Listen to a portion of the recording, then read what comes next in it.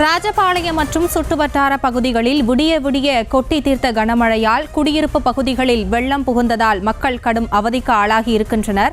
அது குறித்தான அண்மை செய்தியை பார்த்து வருகிறோம்.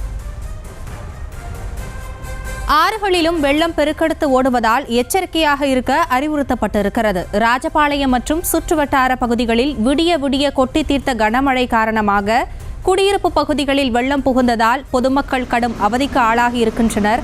நகரின் முக்கிய பகுதிகளில் மழைநீர் தேங்கியுள்ளதால் வாகனங்களை இயக்க முடியாமல் மக்கள் அவதிக்கு ஆளாகி இருக்கின்றனர். ஆறுகளிலும் வெள்ளம் பெருக்கெடுத்து ஓடுவதால் கரையோர மக்களுக்கு எச்சரிக்கையாக இருக்க அறிவுறுத்தப்பட்டிருக்கிறது.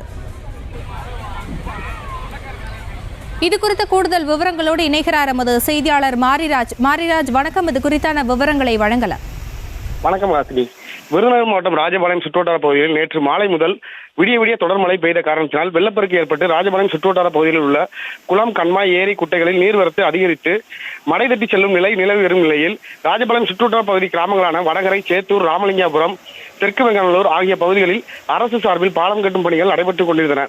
இதன் காரணமாக பாலம் வேலை நடைபெறும் இடங்களுக்கு அருகே தற்காலிக மாற்றுப்பாதை ஏற்படுத்தப்பட்டு சாலை போக்குவரத்து நடைபெற்றுக் கொண்டிருந்த நிலையில் நேற்று முதல் விடிய விடிய பெய்த மழை காரணமாக பாலம் வேலை நடைபெற்றுக் கொண்டிருந்த பகுதிகளில் செயல்பட்டு வந்த மாற்றுப்பாதைகள் வெள்ள நீரினால் அடுத்து செல்லப்பட்ட நிலையில் அப்பகுதிகளை சுற்றியுள்ள கிராமங்களுக்கு செல்ல முடியாமல் பொதுமக்கள் பெரும் அவதிக்கு உள்ளாகி வருகின்றனர்.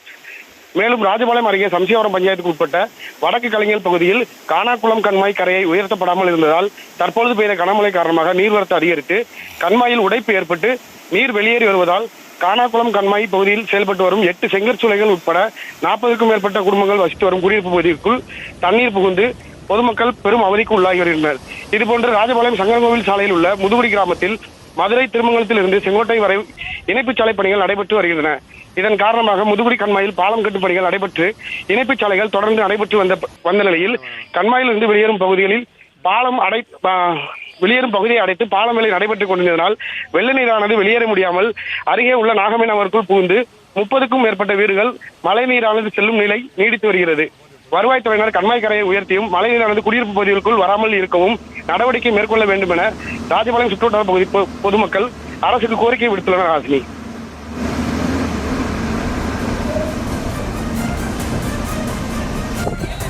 தங்களுடைய தற்போதைய விவரங்களுக்கு நன்றி மாரிராஜ்.